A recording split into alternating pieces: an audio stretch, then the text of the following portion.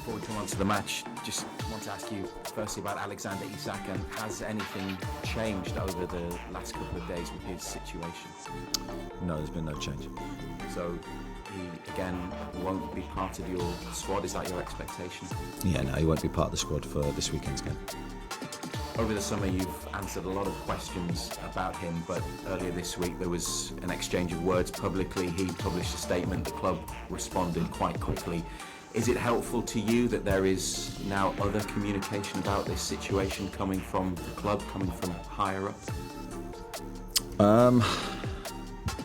Yeah, I'd always say my preference for these things is it doesn't happen publicly, because I think everything is better dealt with behind closed doors, but needs must, and in this situation the club has spoken, and probably justifiably so in that moment.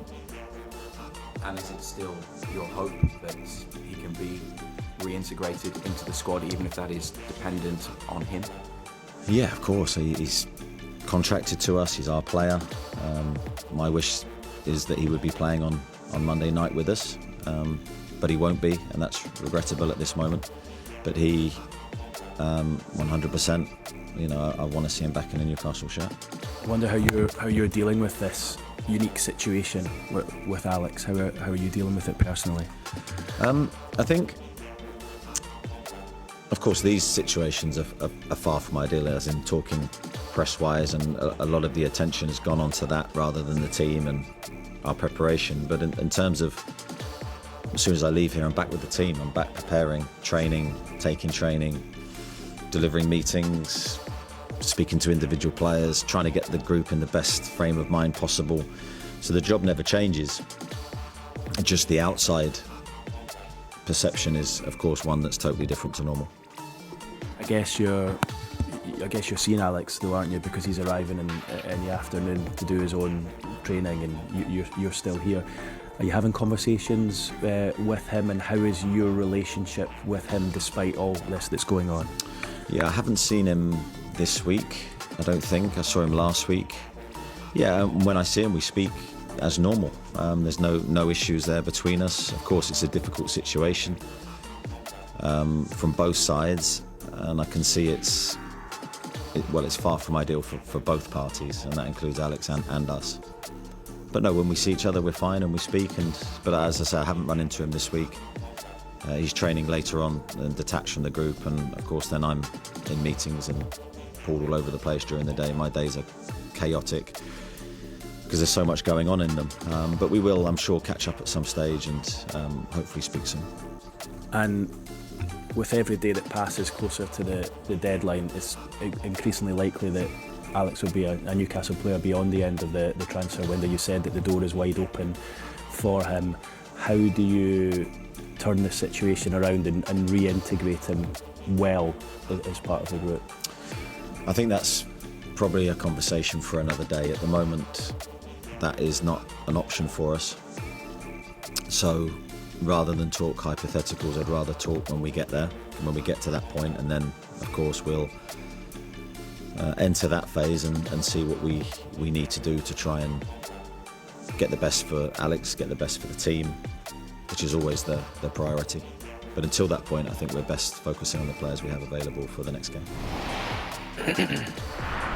OK, more from Eddie Howe throughout the day on Sky Sports News. Here's a reminder of what he has just said. He said there is no change. Alexander Isak will not be part of the squad to take on Liverpool in the Monday night football. He says, my wish is that he would be playing. He won't be. That's regrettable. But 100% I want him back in a Newcastle shirt. He says he hasn't seen or spoken to him this week and says it's far from ideal for both parties, both Isak and Newcastle. What do you think we learnt from hearing from Eddie Howe just now? That he's not spoken to Isak. I mean, people. Is that a surprise? Yes and no. Yes for me, because you're in the same training ground. Yes, he's training in the afternoon, but Eddie Howe is probably there. But people say, hey, okay, how can that happen? Normally, the manager in the afternoons is then doing the behind-the-scenes work. He's obviously press, media, meetings, reviewing games, analysing games, speaking to scouts behind the scenes, preparing for next game. So he's busy Isak comes in, maybe he's in a different area, doing his thing, changed, gone, whatever. So those things can happen, of course, but I just think that Eddie Howe's getting very frustrated with it. I think clearly Isak's very frustrated because I think there's been a lot of talk about Isak and you know, how can he do this?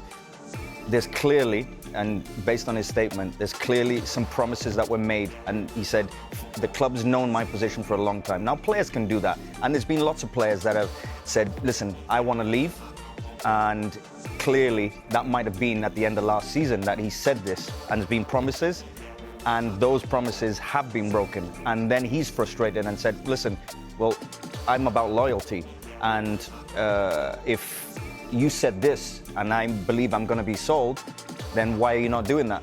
So there's been a clear, you know, miscommunication, breakdown, but I think Eddie Howe wants the matter closed as soon as possible, and I think he's really waiting, and he can't wait for the transfer deadline, because at that point, either Liverpool are going to come in and say, here's the money, we'll take the player, and it meets the required amount of money, or he's a Newcastle player.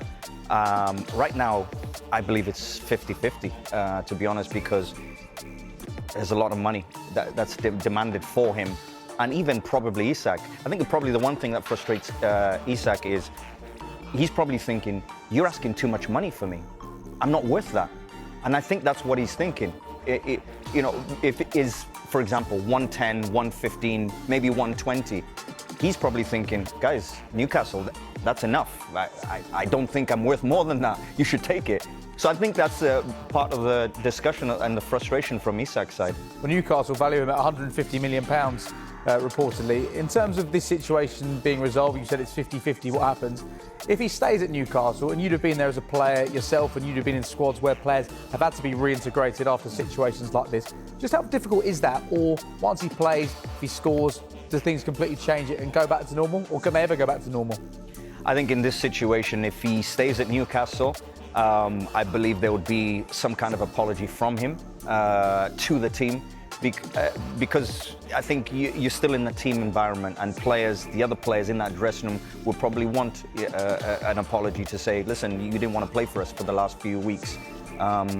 They probably know the reasons why. I'm sure that's quite open in the dressing room.